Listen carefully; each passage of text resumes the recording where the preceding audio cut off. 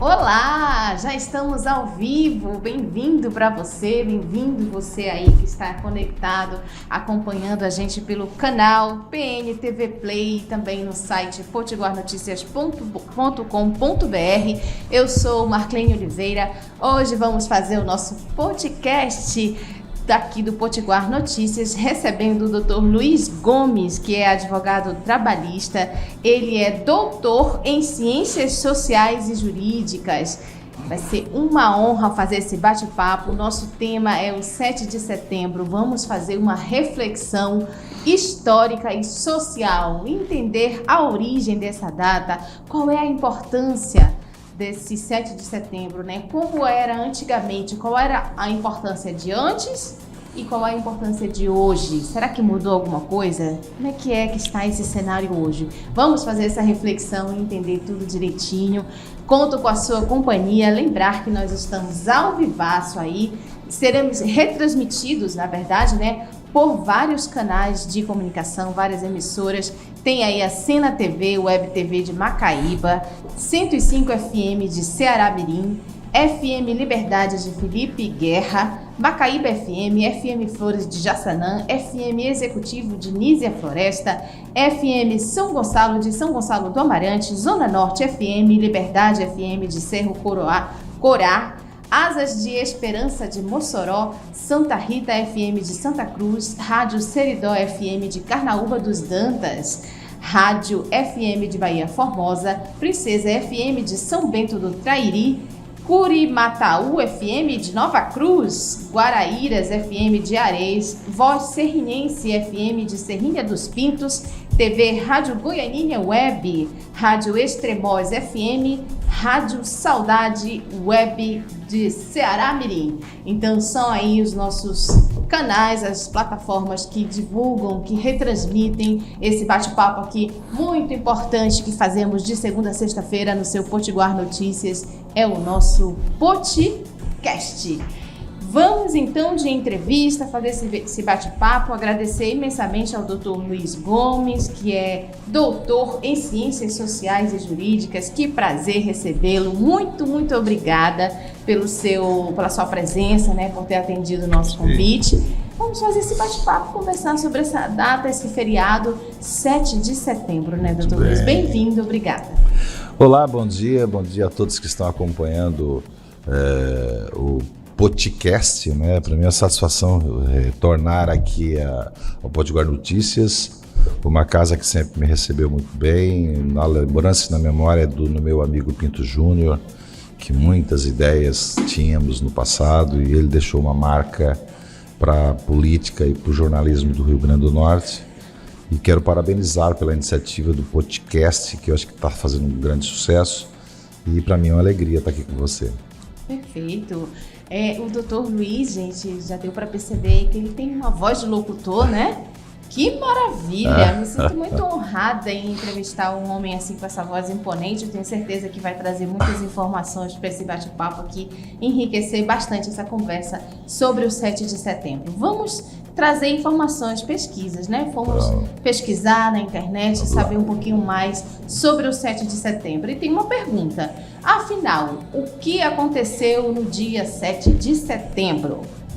No dia 7 de setembro de 1822, Dom Pedro I, então imperador do Brasil, proclamou o grito da independência, consolidando o Brasil como uma nação independente.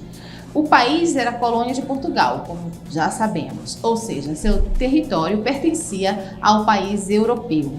após diversas revoltas separatistas, destacando a Inconfidência Mineira e Conjuração Baiana, o desejo dos brasileiros de tornar o Brasil um país próprio foi aumentando a cada dia. O 7 de setembro é um dia extremamente importante para a nossa história. A memória coletiva em nosso país é que a partir desta data que se fundou, de fato, o Brasil, né? Apesar das informações de que o grito da independência de Dom Pedro I teria sido às margens do rio Ipiranga, já diz aí o nosso hino nacional brasileiro, né? Os historiadores atualmente não têm certeza se esse fato realmente ocorreu. O 7 de setembro é feriado ou ponto facultativo? O dia 7 de setembro é considerado feriado nacional conforme as leis 662 de 6 de abril de 1946 e também a lei número 10.606 de 19 de dezembro de 2002. Quais são os feriados de 7 de setembro, ou do mês de setembro? Olha só, o único feriado que nós temos neste mês de setembro é exatamente o 7 de setembro.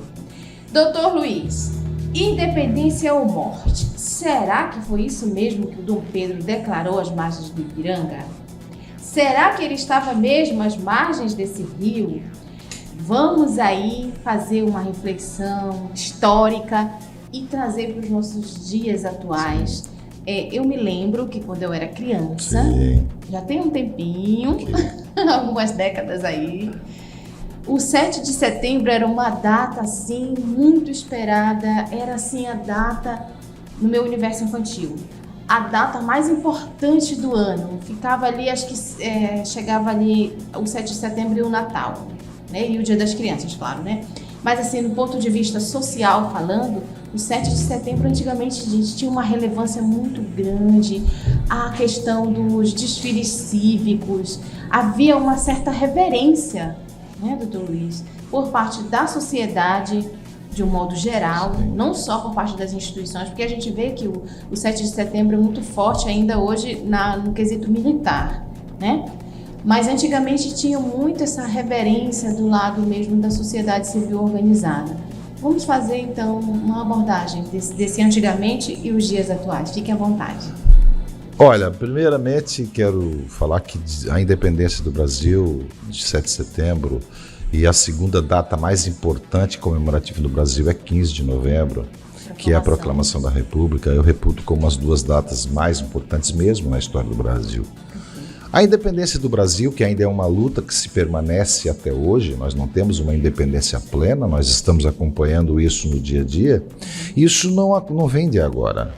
Vamos resgatar um pouco. Desde o descobrimento, o Brasil vem sofrendo inúmeras retaliações internacionais, idas e vindas, e ainda na época das províncias, das Seis Marias. Nós vamos voltar um pouco no tempo. Sim, não é, até chegarmos a 1808, quando o Brasil de fato ainda era uma colônia, totalmente colônia, e era uma colônia portuguesa, e nós temos que fazer essa referência sim a Portugal, aos portugueses, porque diferente da Europa, o Brasil, com essa dimensão toda, a coroa portuguesa conseguiu manter um único país.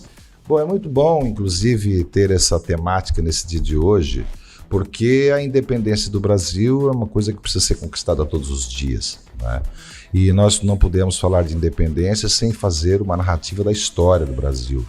Nós sabemos que o Brasil foi descoberto em 1500 e desde lá Portugal conseguiu manter a unidade nacional, conseguiu manter o país na dimensão que ele é hoje, dividido nas Seis Marias, depois nas províncias, e o Brasil conseguiu se manter nessa unidade federativa, vamos dizer assim.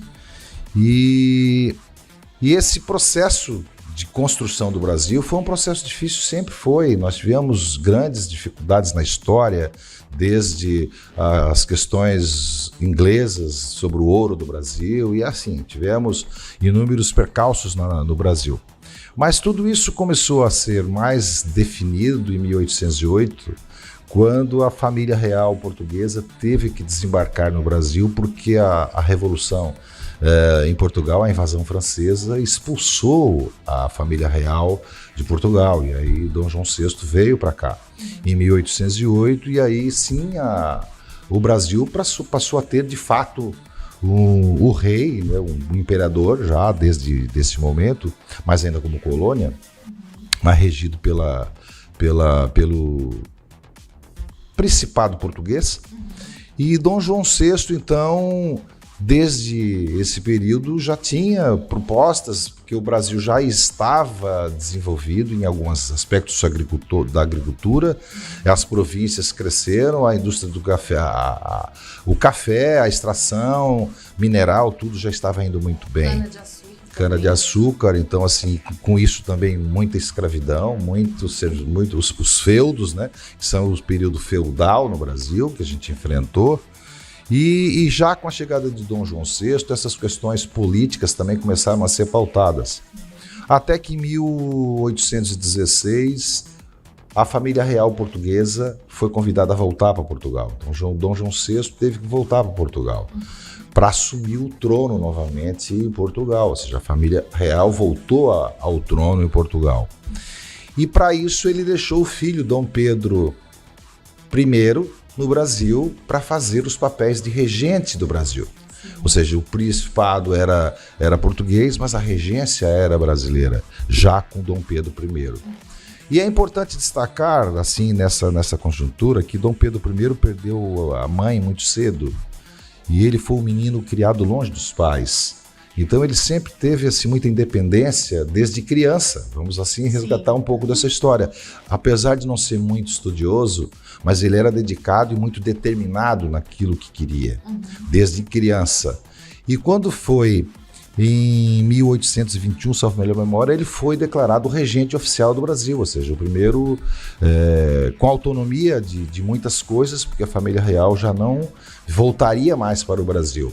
Então ficou o príncipe regente, e ele, como príncipe regente, recebeu pressões políticas de toda a ordem, das províncias, da grande elite brasileira, vamos ser sinceros.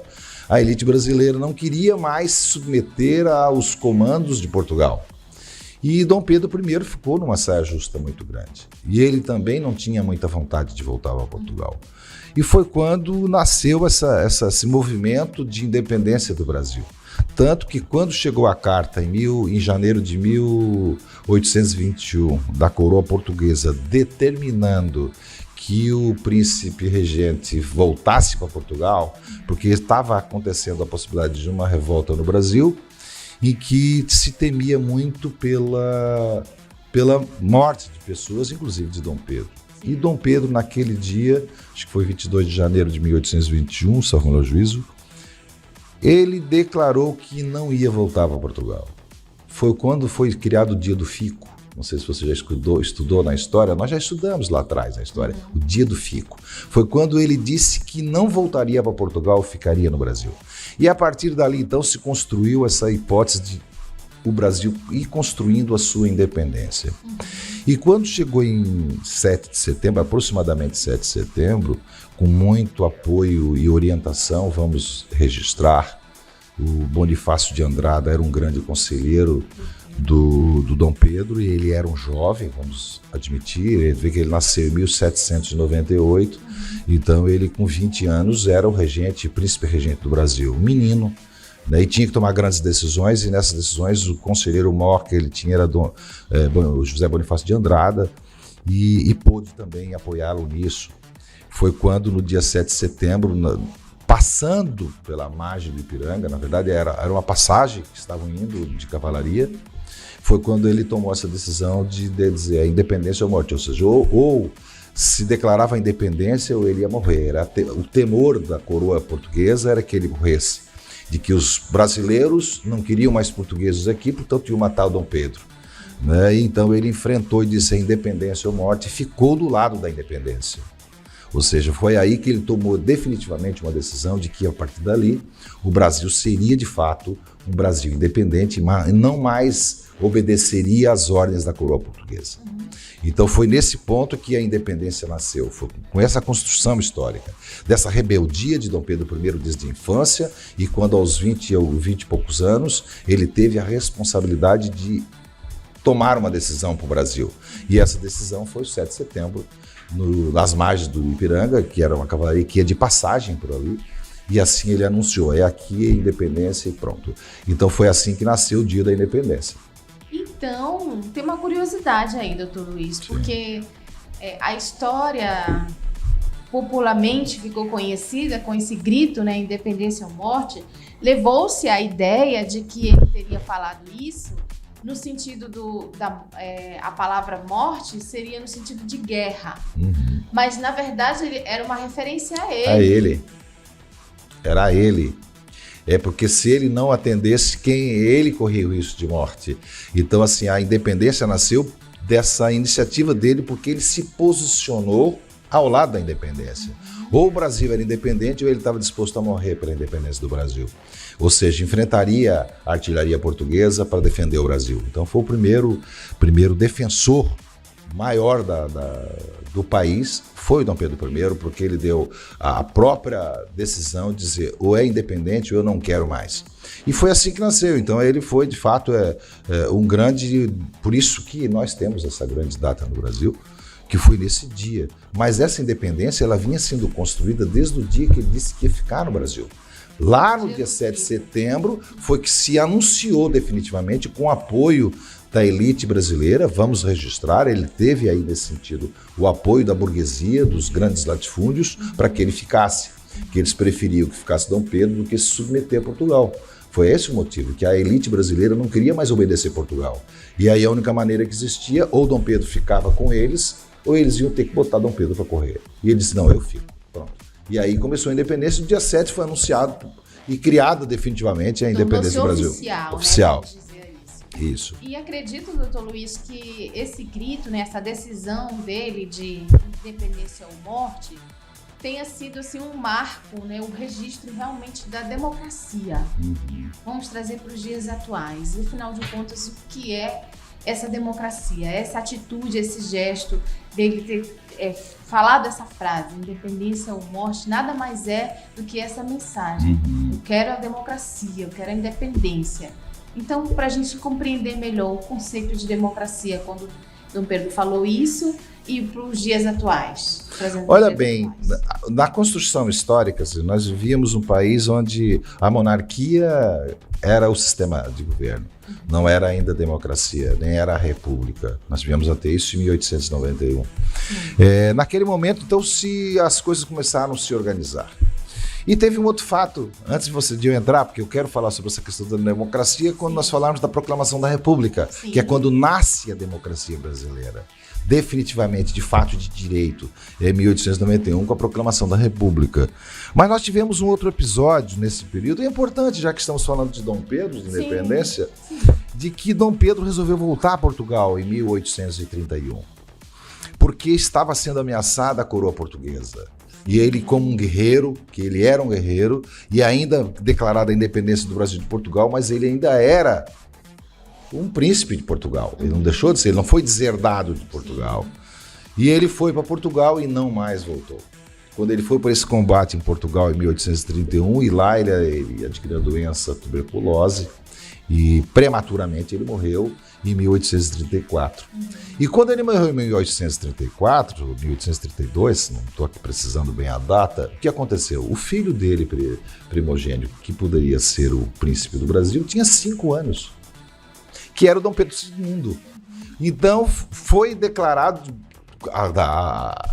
de maneira difícil de que o novo regente do Brasil era Dom Pedro II com 5 anos de idade. Uma coisa inédita, assim, impossível pensar. E o Brasil, a partir dali, foi governado, porque era uma criança, pelos regentes que tinha até 1840, quando foi feito o primeiro golpe no Brasil. O primeiro golpe, que foi o golpe chamado golpe da maioridade. Aliás, essa história de golpe, né, é uma história. É um adendo na nossa história, né? Foi o primeiro golpe, foi ainda na monarquia, quando foi o golpe da maioridade, que ele não poderia ser o príncipe regente, e eles anteciparam a maioridade dele aos 14 anos. Ele definitivamente foi anunciado como príncipe regente do Brasil e se tornou o Dom Pedro II, que governou o Brasil até a Revolução, até o novo golpe, que foi a proclamação da República. A proclamação da República também foi um golpe dos principais auxiliares de Dom Pedro II, que era Marechal Deodoro e Floriano Peixoto, que eram da Casa Militar do Império, se reuniram e decidiram de que o Brasil não precisava mais dele. Isso tudo foi em função de questões de natureza econômica e política, vamos ser sinceros. A Princesa Isabel, em 1880, já falava de maneira aberta de que ia proclamar que queria a liberdade dos escravos. Ela era uma abolicionista de maneira firme, e Dom Pedro II também. Mas ele não fazia porque tinha as questões políticas. E como ele não fez, ele fez a Lei Áurea, né, que foi a libertação dos escravos. Logo, 2 anos depois, os cafezais, os donos do dinheiro do Brasil, não aceitaram isso porque liberou os escravos, perderam mão de obra barata, e aí anunciaram então que ele ia cair, e se criou a proclamação da República no dia 15 de novembro, e nós tivemos então a primeira República do Brasil, que foi um golpe contra o Dom Pedro II. E aí nasceu então a República Federativa do Brasil, que passou a ter, então, um regime democrático. Então, a história bem detalhada, quase, é bem isso. E a partir dali nós já conhecemos um pouco mais do Brasil, um pouco mais da democracia, e é assim que a democracia, então, começou a ser exercitada no Brasil. E eu poderia discorrer aqui vários fatos desses períodos, mas a democracia então é aí. Então nós tivemos sim uma democracia representativa, e o Brasil passou a ser democrático a partir daí, e até hoje, com períodos de ditaduras durante esses 170, 180 anos, mas a democracia ainda teve o maior período de governo do Brasil. Sim, sim.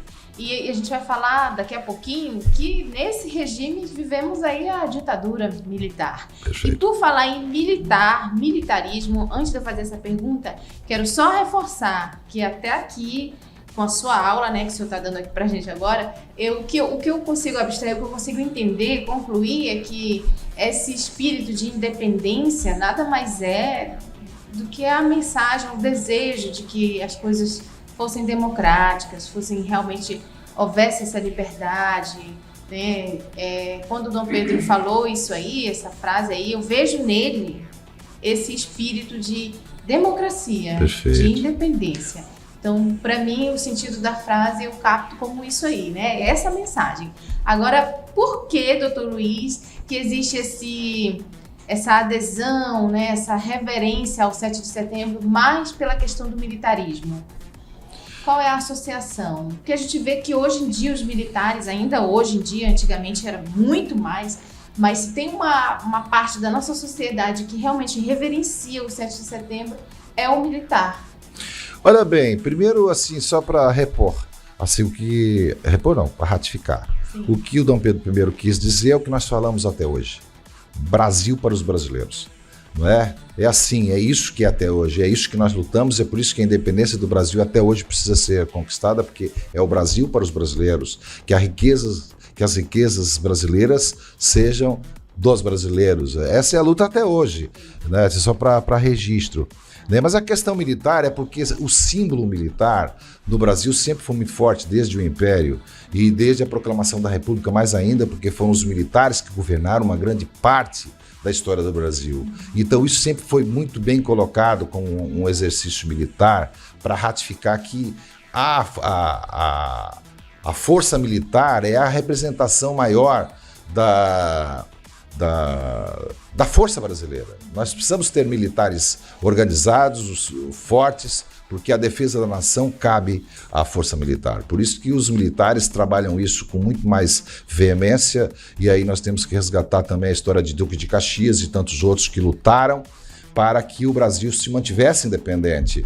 Então os militares foram sempre os protagonistas da garantia de que a independência tem que ser firme e forte, e até hoje é. Então 7 de setembro nada mais é que não é só dos militares. Eu acho que eu me lembro também, quando criança, que nas escolas, em todos os lugares, a Semana da Independência é uma semana comemorativa, festiva, e eu acho que tem que ser assim para todos os brasileiros.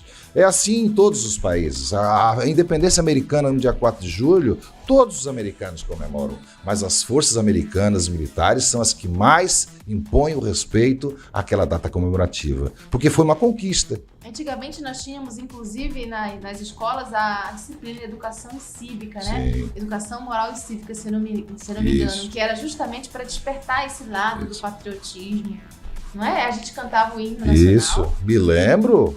Hasteava a bandeira, fazia referência e reverência à história do Brasil, à história dos símbolos nacionais, e aí eu quero também destacar que os símbolos nacionais são da República do Brasil e não de pessoas. É bom que a gente lembre isso. Tem algumas pessoas que usam a bandeira como se fosse uma bandeira política. A bandeira do Brasil é uma bandeira da pátria de todos os brasileiros e é um símbolo nacional. Não cabe a quem quer que seja se avocar de dono da bandeira do Brasil e dizer que se não for com a bandeira do Brasil, tem lado político. Não. Todos temos que ter a bandeira do Brasil, independente do lado político. Perfeito. Tem uma pergunta que é da sua fala, mas antes de eu ir para essa pergunta, que eu vou deixar lá para o finalzinho, gostaria que o senhor fizesse rapidamente, porque é inevitável nessa parte histórica do nosso país, o golpe militar. Né? A gente falou, o senhor falou lá no comecinho sobre o golpe, mencionou alguns golpes aí, e essa é uma parte que está na história do nosso país, né, doutor Luiz? Está no DNA do Brasil. Infelizmente está no DNA do Brasil. Eu apenas recapitulei. No período imperial tivemos 2 golpes e tivemos no período democrático vários golpes. Portanto, o Brasil tem uma cultura já, né? Já faz parte da cultura do Brasil de golpes. Tivemos muitos precalços na democracia brasileira, uma democracia um pouco fragilizada até certo ponto, porque nós tínhamos no Brasil 80% de analfabetos, o que era uma facilidade para conduzir esse tipo de postura. O Brasil, de 20, 30 anos para trás, teve um investimento maior na cultura, na educação, e esse tipo de sentimento golpista tem diminuído. Pelo menos é para ter diminuído, porque na medida em que as pessoas têm cultura, têm educação e conhecem o que é e o que não é verdade, as pessoas não devem mais cultuar subtração de poder pela via arbitrária. Vivemos períodos difíceis, e aqui eu vou registrar no período de Vargas, de 34 a 45, também perseguições aos comunistas, também teve lá. Tivemos em 64 até 85 períodos de perseguições, e que nós já experimentamos o que é não ser democrático.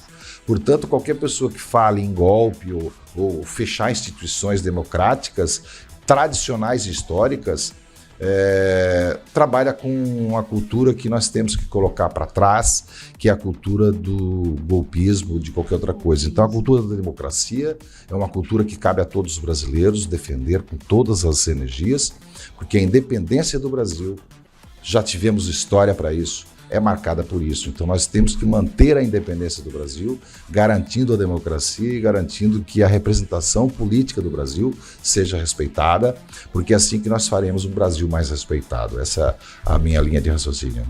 E é uma linha de raciocínio louvável, né? Eu gostaria de elogiar até a sua fala e agradecer, porque quando o senhor falou sobre esse pensamento golpista, sobre as falas que insinuam fechamento de instituições que são tradicionais, que são democraticamente regidas, institucionalizadas, como, por exemplo, infelizmente, nos últimos anos a gente tem ouvido frases como fechar o STF, né? É lamentável demais isso. Isso, eu até fico...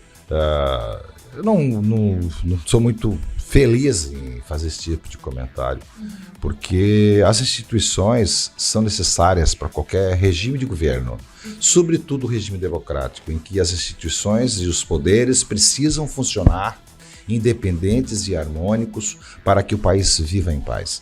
Portanto, não é tolerável esse tipo de argumento, mas eu acho que o país assim, já tem uma consciência coletiva bastante forte. A cultura e a educação brasileira avançou muito nesse sentido, a ciência avançou muito, e eu acho que a gente está no patamar da história de que esse tipo de situação não se consolida assim de maneira tão fácil, porque eu acho que a resistência a esse tipo de conduta arbitrária não tem mais espaço no Brasil, é o que eu espero. O que todos nós esperamos, né? Agora, preocupa porque a gente sabe que a questão militar sempre teve uma atuação, um papel preponderante, determinante no sistema político, né, social, enfim, aqui no país.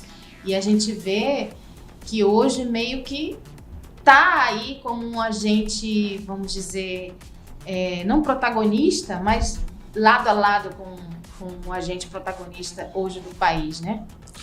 É preocupante isso? Não. Não. Eu não vejo como preocupante porque nós não podemos generalizar as Forças Armadas por aqueles que são ainda afeiçoados a regime autoritário. As Forças Armadas brasileiras têm um grande respeito do Brasil, têm grande papel na nação brasileira e os comandantes do Exército, Marinha e Aeronáutica têm a responsabilidade e a consciência absolutamente tranquila do papel deles. Então não são esses arroubos que os fake news, essas coisas que eu até reputo como fake news às vezes, de que propagam isso de maneira aleatória e sem qualquer fundamento, porque já tem sido demonstrado isso claramente, de que não é movimento militar, não é movimento das Forças Armadas que está pensando isso. Os militares, com a responsabilidade que têm a consciência de que o regime democrático precisa ser assegurado e o papel dos militares é reservado a garantir a segurança nacional, a garantir a estabilidade do Brasil. E eu acho que eles sabem e têm a consciência e têm demonstrado isso. Há exceções em todos os lugares e eu acho que quem está falando isso é a exceção e a maioria dos militares entende que a democracia é o melhor regime de convivência e o papel das Forças Armadas é garantir isso. Eu tenho certeza de que isso prevalecerá sempre. Prevalecerá, com certeza, e sabendo que eles têm esse espírito de resguardar, de salvaguardar a pátria. Isso mesmo, isso mesmo. Estamos conversando com o Dr. Luiz Gomes, gente. Ele é advogado, doutor em Ciências Sociais e Jurídicas. Gostaria muito agora que o senhor fizesse uma mensagem reflexiva sobre esse 7 de setembro. Na sua fala, o senhor pontuou, achei muito interessante que a mensagem do Independência ou Morte é fazer com que o Brasil, desde lá, que o Brasil seja realmente do brasileiro. E quando a gente fala essa frase, doutor Luiz, remete a quê? Quando a gente... Independência. Independência de quê? A quê? Pra quem? Com quem? Como é esse processo? A luta da independência hoje, quero dizer a você que está acompanhando esse podcast, a luta da independência hoje não é mais uma independência do campo internacional, político ou qualquer outra natureza. A independência que se conquista de verdade hoje é com um Brasil para os brasileiros em que aspecto? Que todos tenham oportunidades de acesso, que todos tenham acesso à educação, que tenham sido respeitados nas suas opiniões, que sejam respeitados nas diversidades que o Brasil existe, seja de gênero, de cultura, de cor, de raça. Esse é o Brasil que precisa lutar por independência. Um Brasil em que todos os brasileiros tenham alimento de manhã, de tarde e de noite. Um Brasil em que as riquezas brasileiras sejam exploradas, divididas e compartilhadas, os seus louros com os brasileiros.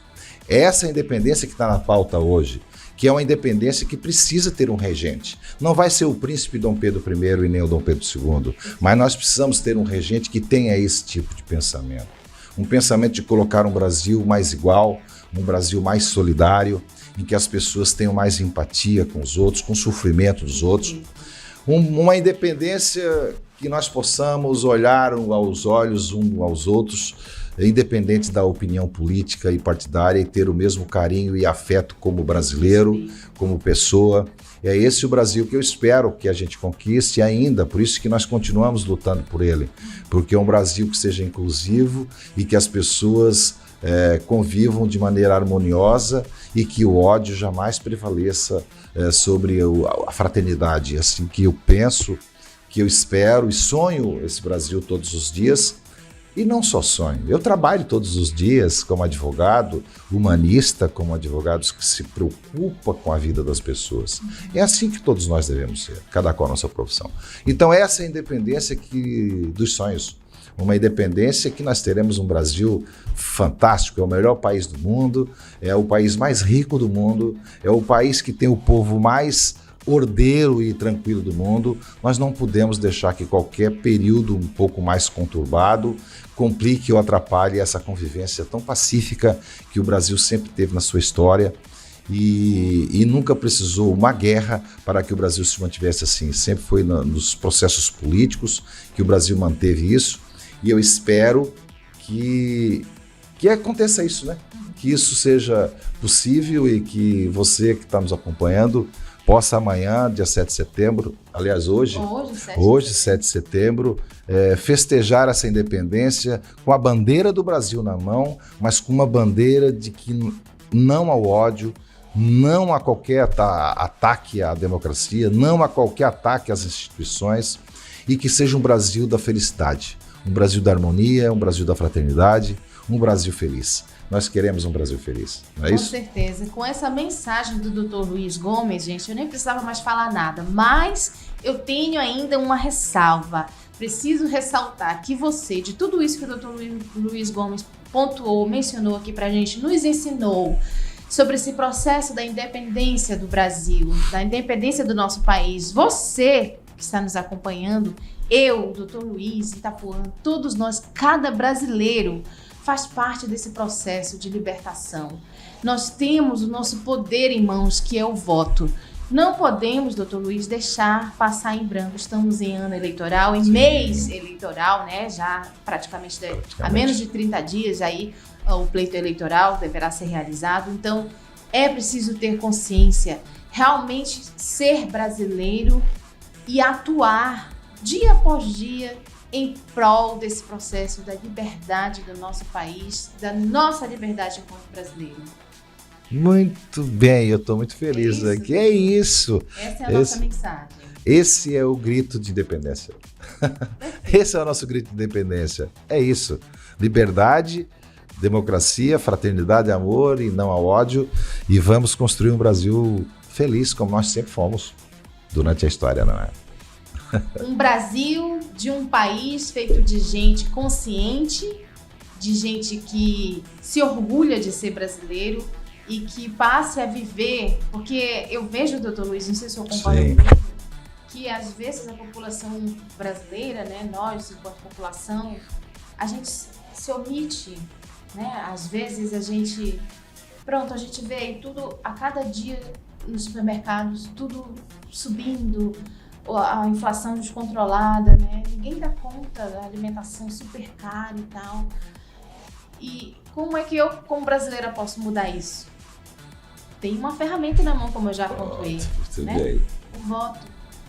Então, precisamos ter essa consciência de ver o que é melhor, não só para mim, mas para o país, pensar na coletividade. Deixa essa mensagem aí sobre o coletivo, né? A gente precisa ser pessoas coletivas. A gente não é, né? Às vezes eu tive um professor na minha pós-graduação, falar que professor, tá. Eu também sou graduada nessa área da docência, que ele falou assim, ele é um cientista político, ele falou assim, a gente tem o nosso vizinho, muitas vezes ele trabalha, ele tem transporte próprio, eu não tenho. Muitas vezes ele trabalha na mesma rota que eu faço todos os dias. Mas nem eu, nem ele temos a sensibilidade, a consciência de chegar e falar, vamos se organizar para a gente dividir esse transporte, eu te dou a carona e tal, a gente racha o combustível. Esse senso de coletividade, de estar sempre pensando, olhando para o próximo. O senhor bem falou, né? É fraternidade. Sim. Mas a coletividade, o pensamento coletivo é fundamental nesse processo de liberdade, de democracia, né, doutor Luiz? Muito mesmo. E eu quero só fazer um registro de que nós vivemos numa revolução tecnológica. Perfeito. E acho que nesse campo, esse assunto tem tudo a ver, porque outro dia eu estava num restaurante, tinha um casal de namorados jantando, cada qual olhando um celular e conversando pelo celular. Eu quase levantei da mesa e fui até lá.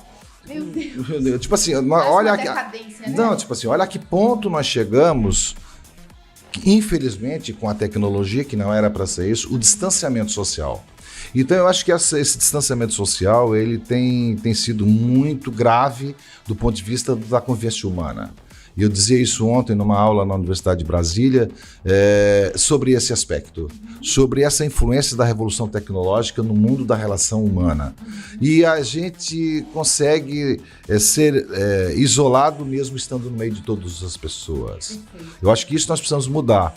E essa mudança de comportamento não é que você não tenha que usar telefone ou internet. Não, acho que você pode usar, mas você tem que sempre valorizar a relação humana.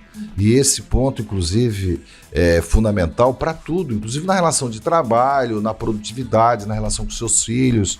Precisamos muito de que essa consciência coletiva, primeiro a consciência individual, né, que a importância do coletivo passa pela consciência individual, que você tenha a consciência individual de que a convivência social ela faz parte de um crescimento, do desenvolvimento e até mesmo da sua própria felicidade.